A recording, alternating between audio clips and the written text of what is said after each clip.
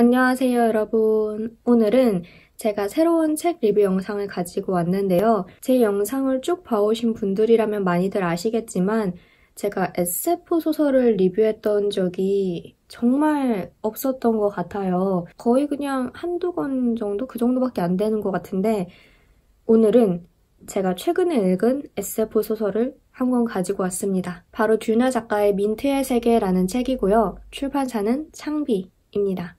그리고 오늘 이 영상은 한국문화예술위원회와 함께하는 영상입니다. 한국문화예술위원회에서 선정한 문학 나눔 도서 중에 한 권이고요. 도서 목록 중에 이 책이 있더라고요. 그래서 제가 이 책을 읽겠다고 이제 골라서 읽게 된 건데 일단은 간단한 설정과 줄거리부터 먼저 말씀을 드리고 그 다음에 제가 이 책을 왜 골랐는지 설명을 드릴게요. 말씀드렸다시피 SF 소설이고요. 배경은 2049년 대한민국입니다. 인간 배터리라는 존재가 등장을 한 이후에 2049년에는 모든 사람들이 초능력을 가지게 된, 그러니까 초능력이라는 그 단어 자체가 굉장히 새삼스럽게 느껴질 만한 그런 세상이 됐어요. 정신감응자, 염동력자, 마법사 등등 다양한 능력을 가진 사람들이 등장을 하고 여기저기서 막 초능력이 발현이 되는데요. 그럼 배터리는 뭐냐? 이 초능력을 가진 사람들이 능력을 쓸 수 있도록 에너지를 주는 그런 존재입니다. 왜 우리 스마트폰도 아무리 기능이 많고 좋아도 와이파이나 데이터가 없으면 쓸 수가 없잖아요. 마치 이 와이파이처럼 초능력을 가진 사람들에게 이렇게 에너지를 주는 그런 존재인 거죠. 그러니까 인간 와이파이처럼 생각을 하시면 될 것 같아요. 우리 주인공 민트는 최고급 정신 감응자입니다. 민트는 영재들을 모아서 교육시킨 LK 특수학교를 탈출해서 이른바 민트갱이라는 팩을 만들어요. 이 팩이라는 거는 초능력을 가진 10대 청소년들이 모여서 사회에 저항도 하고 무력행위도 하는 그런 집단을 말하는데요. 민트갱은 거대 기업인 LK를 상대하고 또 쳐들어가는 것까지 성공을 합니다. 굉장히 이름을 널리 떨친 거죠. 그런데 이 소설은 그런 민트가 얼마 뒤 LK 본사 건물 안에서 불에 탄 시체로 발견이 되면서 시작을 합니다. 도대체 그간 민트에게 무슨 일이 있었는지, 누가 민트를 죽였는지, 민트는 누구인지 인력관리국의 한상우를 중심으로 추적을 해나가기 시작하고요. 굉장한 진실이 밝혀집니다.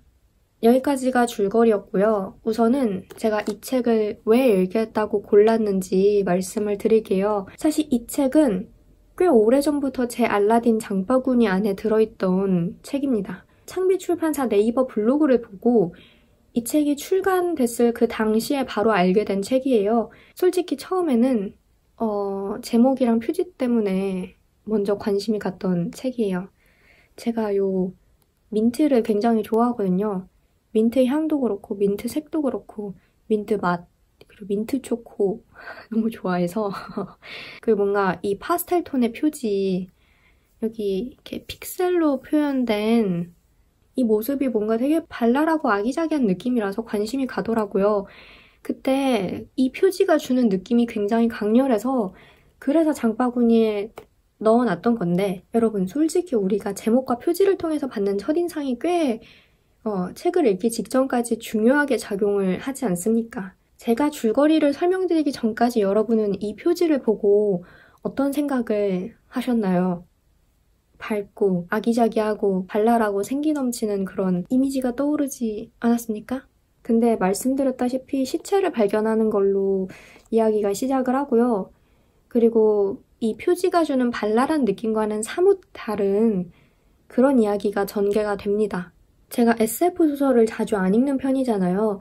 싫어하는 게 아니라 좀 낯설어서 선뜻 다가가지 못했던 건데 그래서 이 책은 저에게 하나의 도전이었습니다. SF 소설에 좀 더 가까이 다가가기 위해서 SF 소설을 읽는 재미를 느껴보기 위해서 결론적으로 말씀을 드리자면 성공적인 도전이었습니다. 사실 이 책은 한 번에 딱 읽고 내용이 깔끔하게 쫙 정리가 되는 그런 책은 아니에요.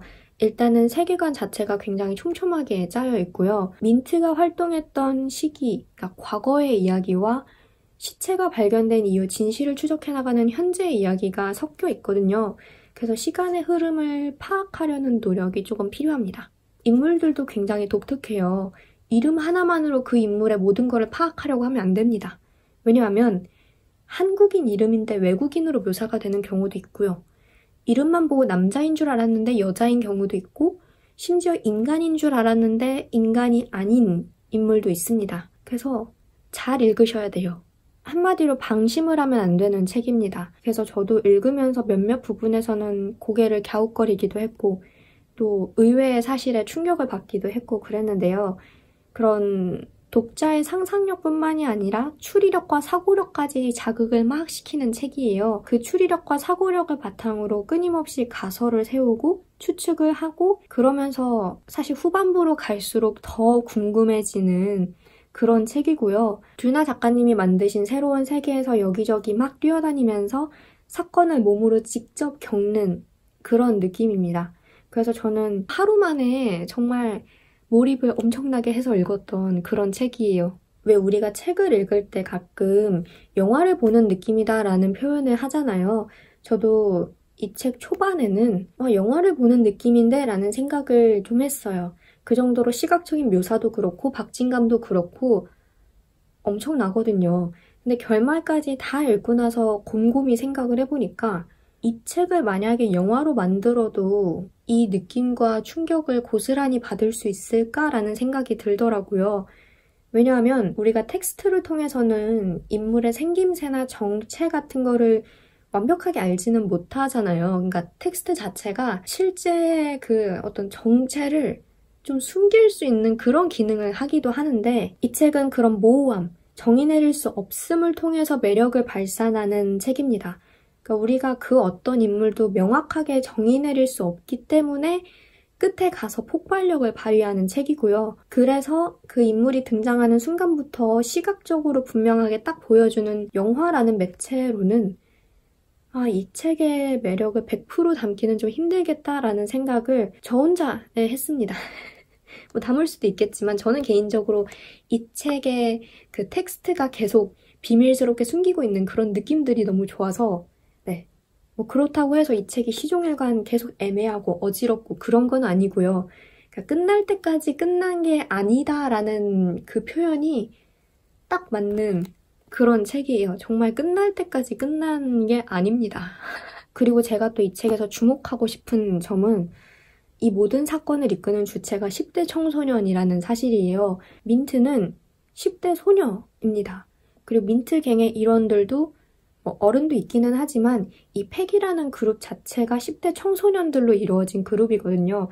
그래서 사건들이 10대 청소년들이 주체이고, 일을 꾸미는 것도 10대고 건물에 쳐들어가는 것도 10대예요. 그래서 이 책은 우리가 흔히 10대 청소년 하면 떠올리는 그런 고정적이고 한정적인 이미지들을 다 깨버립니다. 만약에 10대 청소년들이라는 묘사가 없이 읽으면 아무 의심 없이 어른들이 하는 일이구나 라고 생각할 정도로 정말 휘몰아치는 사건들 속에서 10대들의 활약이 눈부신 그런 책이에요. 어른들의 지시에 순종하는 청소년이 아니라 주체적으로 생각하고 계획하고 일을 추진하는 그런 대담함, 실행력, 치밀함, 그동안 우리가 많이 접해보지 못했고 또 그럼에도 굉장히 갈망했던 그런 청소년 캐릭터가 아닌가 싶습니다.